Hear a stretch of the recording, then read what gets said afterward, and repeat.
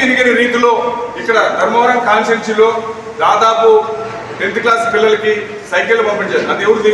సొంతం డబ్బులు. సంస్కృతి సంస్థ తరఫున మంత్రి గారి సొంతం డబ్బులతో పంచినారు. అది చేయాలా? లేదా నిన్ననే చూసాం మనం, ముసలోళ్ళు పాపం చాలామంది వాళ్ళకు కంటి ఆపరేషన్ చేయించాం. అసలు ఎంతమంది దేవుడు అని మొక్కుకుంటున్నారు. నిన్న మా ముదిగుబలు చూసాం. నేనే మా వీరనారాయణ స్వామి దగ్గర ఎప్పుడూ అభివృద్ధి నోచుకునే విధంగా ఉంటే శివరాత్రికి దాదాపు 1 కోటి రూపాయలతో ఫండ్ పెట్టి సీసీ రోడ్లు ఇవన్నీ చేయడం జరిగింది. మంత్రి గారు నువ్వు ఏమైనా అభివృద్ధి ముందులో ఉండు ముందుండని చెప్తాడు. తర్వాత అది కాకుండా నిన్ననే ఎంపీ కృష్ణయ్య గారితో మాట్లాడి 40 లక్షల రూపాయలు కమ్యూనిటీ హాల్ శాంక్షన్ చేయడం జరిగింది. అది కాకుండా ముదిగుబ్బ ప్రజలకి 1,69 లక్షల రూపాయలతో హాస్పిటల్ శాంక్షన్ చెప్పింది. గత ప్రభుత్వంలో నిలబడిపోయింది. అది కనపడలేదా మనకి? మనం అభివృద్ధి దీంట్లో ఎన్నుకుంటామా?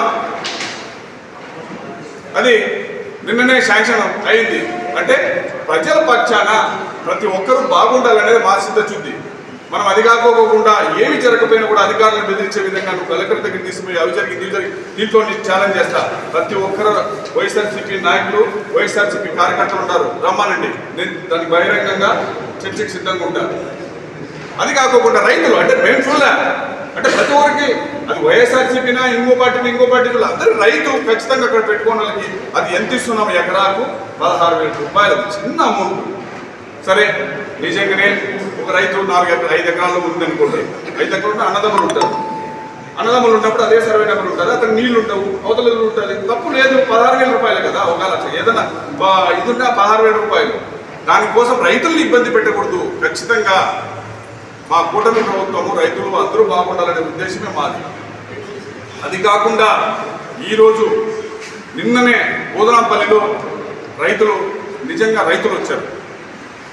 రైతులు వచ్చి మంత్రి గారికి వినతిపత్రం ఇచ్చుకున్నారు. అన్న మాకు ఈ చింతకుంటకు వాటర్ కావాలి, చాలా ఏళ్ల నుంచి కూడా ఇబ్బంది పడుతున్నాం, మాకు భూగర్భ జలాలు ఎండిపోతున్నాయి, బోర్లు రేవు అని చెప్తే మంత్రి గారు వెంటనే కలెక్టర్తో మాట్లాడి 30,000 రూపాయలు శాంక్షన్ చేసి 30 లక్షల రూపాయలు శాంక్షన్ చేస్తే ఆ చెరువుకి వర్క్ కూడా పనులు మొదలైనవి. రైతులకు మంచి చేయాలి. అదే నిన్న పోతే బుధనాపల్లో నిజంగా ఆ రైతులు ఎంత హ్యాపీనెస్ మీరంతా చూశారు కదా, ఎంత హ్యాపీగా ఉంటారు. తర్వాత ఉపాధి కూలీలతో కూడా అక్కడే భోజనం చేసి కూర్చొని అదే ఉపాధిలో కూడా 10 లక్షలు శాంక్షన్ చేయించి ఆ కాలం పూర్తి చేయడం జరిగింది రైతులు. ఇది అభివృద్ధి. దీంట్లో మనం ముందుండాలి. కానీ ఊరికే ఏదో బెదిరించే విధంగా ఇంకో విధంగా రైతులకి ఇబ్బంది పెట్టి అధికారులను ఇబ్బంది పెట్టి ధర్మవరం కాన్స్టిట్యున్సీ అభివృద్ధికి మేము అడ్డు ఉంటామంటే మాత్రం ఖచ్చితంగా గట్టిగా హెచ్చరిస్తున్నాం. అభివృద్ధిని మీరు ఎవ్వరూ ఆపలేరు, గుర్తుపెట్టుకోండి. అభివృద్ధి ఖచ్చితంగా తీరుతాడు మంత్రి సత్యకుమార్ గారు. ఏదైతే ఆ రోజు ఎలక్షన్స్లో మాట ఇచ్చాడో దాన్ని ఖచ్చితంగా నిలబెట్టుకుంటాం. నిజంగా ఇంకోటి ఏంటంటే కేంద్రెడ్డి గారికి ఇంకా 2 ఏళ్ళైనా కూడా ఓడించారనని ఆయన ఇంకా ఆ ఇదిలోనే ఆ ఫోబియాలోనే చూడాడు. ఓడించిన తర్వాత మనం ఎలా ఉండాలి, ఏం చేయాలి, ప్రజలకు ఏం చేస్తే బాగుంటుందని అట్లేడు. ఎంతసేపు ఉన్నా కూడా రైతుల మీద కక్ష తీసుకోవడము, లేదా ఇంగూరు మీద కక్ష తీసుకోవడం, లేదంటే బిజినెస్ మీద. 2014-19 మధ్య కాలంలో అవినీతి జరిగింది నీరు చెట్టుగా అని చెప్పినాడు. నేను ప్రత్యక్షంగా ఉమ్మడి అనంతపురం జిల్లాలో ఉన్నటువంటి కలెక్టర్ గారికి ఆ రోజున వినతి పత్రం సమర్పించి ఈ యొక్క విషయం పైన సమగ్ర విచారణ జరిపి సిబిసిఐడి ఎంక్వైరీ చేయాలని ఆ రోజు కోరితే అక్కడ ఉన్నటువంటి కలెక్టర్ గారు సమగ్ర విచారణ జరిపి నీరు చెట్టు పథకంలో ఎక్కడా కూడా అవినీతి జరగలేదని రికార్డు పూరితంగా నాకు ఇవ్వడం జరిగింది. మరి నువ్వు పరిపాలించినటువంటి కాలంలో ఒక్కసారి ఇక్కడ ఉన్నటువంటి ప్రజల్లో గతంలో మనం ఒకసారి అడిగినట్లయితే రిజిస్టర్ ఆఫీస్లో చూసినా దళారీ వ్యవస్థ, మున్సిపల్ ఆఫీస్లో చూసినా దళారీ వ్యవస్థ, ఆఖరికి గ్రామ పంచాయతీల్లో మీరు పెట్టినటువంటి గ్రామ సెక్రటరేట్లో చూసినా కూడా పూర్తిగా అవినీతి వ్యవస్థ జరిగేది. గతంలో నేతన్న నేస్తాన్ని ఒకసారి పరిశీలించుకున్నట్లయితే కేతిరెడ్డి ఇంటి దగ్గర ఉన్నటువంటి చెంచాలకు సైతం కనీసం వారికి ఈ యొక్క చేనేత మగ్గం గురించి కూడా పూర్తిగా అవగాహన ఉండదు. కేవలం నాయకునిలలో ఎవరైతే పాచి పని చేస్తూ ఉంటారో వాళ్ళకు సైతం ఆ రోజు నేతన్న నేస్తం రావడం జరిగింది. ఈ యొక్క ధర్మవరం నియోజకవర్గంలో ఉన్నటువంటి అనేక మంది చేనేత కార్మికులకు కొట్టినటువంటి నాయకుడు కేతిరెడ్డి వెంకటరామరెడ్డి గారు అని చెప్తా ఉన్నా. ఆయన ఈ ప్రస్తావన తీసుకొస్తూ గతంలో నేను చేనేతల కోసం భిక్షాటన చేసినాను, భిక్షాటన చేసిన తర్వాత ఆ చేనేత కుటుంబాలకు నేను లబ్ధి చేకూర్చినానంటే చేసిన వాస్తవమే. ఆ రోజు పొలిటికల్ స్టాంట్గా నువ్వు భిక్షాటన చేసినటువంటి మరుక్షణం నువ్వు పైసా ఖర్చు పెట్టుకోకుండా మా ధర్మవరం నియోజకవర్గంలో ప్రజలకు సంబంధించినటువంటి వ్యక్తుల డబ్బుల్ని తీసుకొని మా ధర్మవరం చేనేత కుటుంబాలకు సంబంధించినటువంటి వ్యక్తులకే నువ్వు ఇచ్చినావు, మేము ఏకీభవిస్తూ ఉన్నాం, సంతోషం.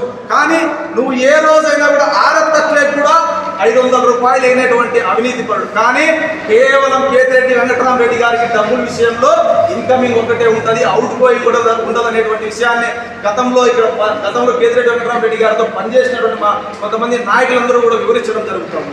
అదేవిధంగా కేతిరెడ్డి వెంకటరామరెడ్డి గారు చాలా సందర్భాల్లో మనం చూసింటాం, ఏకవచనంతో ప్రతి నాయకుడిని కూడా అహంకారంగా పూరితంగా మాట్లాడుతూ ఉంటాడు.